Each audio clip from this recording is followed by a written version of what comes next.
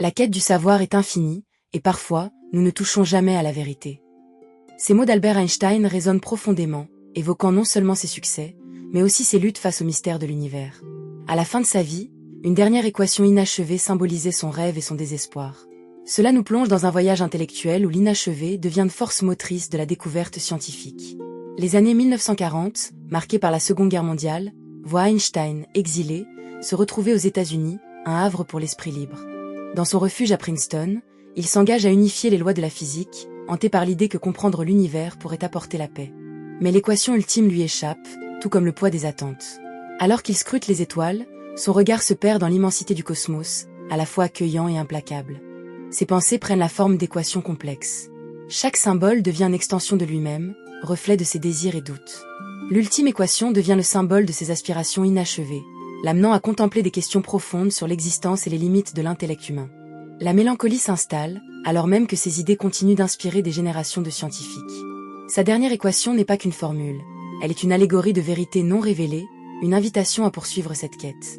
Là où d'autres voient des échecs, il aperçoit des opportunités. Chaque pas vers l'inconnu est un pas vers la vérité. Cependant, malgré sa détermination, sa dernière équation demeure inachevée. La lutte entre science et foi, entre le connu et l'ignoré, se joue sur le tableau devant lui. Cet inachevé prend une place centrale dans son héritage. Einstein, en tentant de capturer l'essence de l'univers, devient témoin de ses propres limites. Son incapacité à finaliser son ultime équation n'est pas un échec, mais une invitation à explorer des territoires inexplorés. C'est un témoignage de la beauté résidant dans l'inachevé, un appel à ne jamais cesser de questionner le monde. Sa dernière équation, bien que non résolue, devient un phare pour ceux qui osent rêver et chercher des réponses. Albert Einstein, figure emblématique de la science moderne, a toujours été poussé par une insatiable curiosité. Après avoir révolutionné notre compréhension de l'espace et du temps avec sa théorie de la relativité, il se lança dans l'unification des forces fondamentales de l'univers. Ce projet ambitieux l'accompagna jusqu'à la fin de sa vie, témoignant de son dévouement à la science. Dans les années suivant la Seconde Guerre mondiale, il envisagea une théorie reliant la gravité et l'électromagnétisme, des forces considérées comme deux aspects d'une même réalité. Ce désir naquit d'un besoin intellectuel et de l'espoir d'unir le monde. Dans son bureau à l'Institut d'études avancées à Princeton, entouré de livres et de notes éparpillées, il cherchait désespérément à formuler cette équation ultime.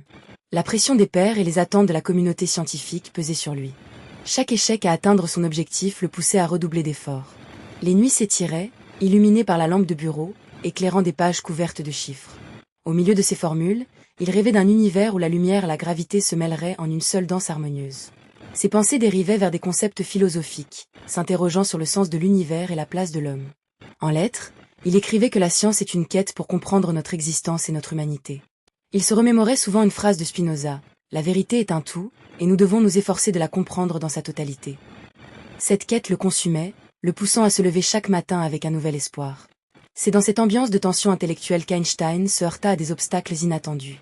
Ses idées, souvent en avance sur leur temps, étaient remises en question par des physiciens contemporains. Lors d'une conférence à la Royal Society de Londres en 1921, il avait exposé ses théories sur l'effet photoélectrique, une avancée qui lui valut le prix Nobel, mais l'engouement suscité par sa relativité restait entaché par le scepticisme de certains de ses pairs. L'absence de réponse à ces questions le plongeait dans une frustration profonde.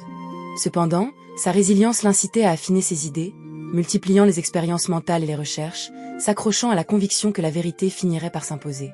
Les années passèrent, et la lutte d'Einstein pour l'unification des forces reflétait l'aspiration humaine à comprendre les mystères de l'univers. Sa quête devint une métaphore de la recherche de sens. Les jeunes scientifiques s'inspiraient de son travail, non seulement pour son intellect, mais aussi pour sa passion indéfectible. En dépit de ses échecs, il continuait d'enseigner, partageant ses idées et encourageant les nouvelles générations à ne pas abandonner. Il se plaisait à dire « La créativité est contagieuse.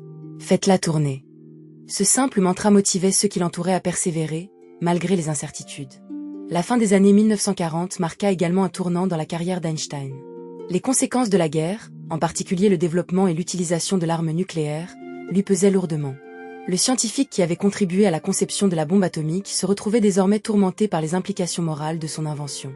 Dans une lettre écrite à un collègue en 1946, il affirmait « Je ne peux pas m'empêcher de penser que nous avons ouvert une boîte de Pandore ». Cette prise de conscience ajoutait un poids supplémentaire à son désir d'unifier les forces de la nature, une quête qu'il voyait maintenant comme essentielle pour assurer un avenir pacifique. Au fil des années, ses recherches l'amenèrent à explorer des concepts tels que les ondes gravitationnelles et la cosmologie. Dans son esprit, ses idées devenaient des échos d'une vérité universelle. En 1950, lors d'une conférence à Paris, il exprima son espoir que la science puisse apporter la paix dans le monde, tout comme elle a illuminé l'obscurité de l'ignorance.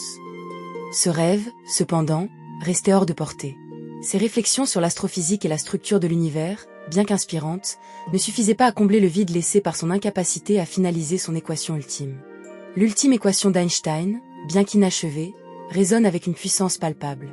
Elle incarne le paradoxe de l'intellect humain, une quête permanente, parfois vaine, mais toujours empreinte de beauté. Au-delà des chiffres, l'héritage d'Einstein réside dans cette invitation à poursuivre l'exploration, à embrasser l'inconnu. Ce que nous retenons de lui n'est pas simplement une collection de théories, mais l'idée même que la science est un voyage sans fin, un chemin qui nous pousse à questionner, à douter et à apprendre. Ainsi, l'héritage d'Einstein se manifeste non seulement à travers ses théories, mais aussi par les réflexions qu'il suscite dans notre monde contemporain. Dans un contexte où la science et la responsabilité sociale sont liées, ses paroles soulignent l'importance d'un équilibre entre raison et foi. Ses préoccupations pour l'environnement et ses avertissements contre les dangers de l'extrémisme résonnent encore aujourd'hui. Comme il affirmait, la paix ne peut être atteinte par la force, elle ne peut être atteinte que par la compréhension. Ces mots, prononcés à une époque de trouble, résonnent d'une pertinence accrue dans le monde tumultueux d'aujourd'hui. Einstein, ardent défenseur de la paix et des droits humains, témoigne d'une conscience sociale aiguë. Son engagement pour la justice et son opposition au militarisme sont pertinents aujourd'hui, alors que les luttes pour l'égalité croissent. Son appel à la solidarité humaine nous interroge sur notre rôle dans la communauté. À travers ses actions et ses écrits, il nous rappelle que la science ne peut être dissociée des préoccupations éthiques de l'humanité. Nous ne pouvons pas résoudre nos problèmes avec le même niveau de pensée qui les a créés, écrivait-il, soulignant la nécessité d'une approche novatrice et compassionnelle face aux défis mondiaux. Les réflexions d'Einstein sur la nature de l'univers continuent de captiver. Sa théorie de la relativité a changé notre compréhension de l'espace et du temps, ouvrant la voie à des questions plus profondes sur l'existence. En 1915, lorsqu'il présente sa théorie de la relativité générale, et plus tard, en 1935, avec l'idée des fantômes à distance, pour expliquer l'intrication quantique, il démontre que les idées les plus avant-gardistes peuvent remettre en question notre perception de la réalité. Il nous rappelle que, même face à des équations inachevées, chaque question enrichit notre compréhension. C'est cette curiosité insatiable qui continue de nous inciter à explorer les frontières de notre connaissance. En réfléchissant à sa vie, nous sommes invités à incarner cette quête d'inachevé, à embrasser les défis avec courage et à chercher l'harmonie entre nos rêves et nos actions. Cette réflexion nous pousse à envisager comment nous pouvons contribuer à l'héritage d'un monde aspirant à la compréhension, à la paix et à la créativité. À travers le prisme d'Einstein, nous prenons conscience que la recherche de la vérité est un voyage collectif, où chaque individu a un rôle à jouer. La question demeure, quelle sera notre réponse face à l'inachevé? L'héritage d'Einstein nous appelle à nous engager, à rêver et à agir dans un monde assoiffé de lumière et de sagesse.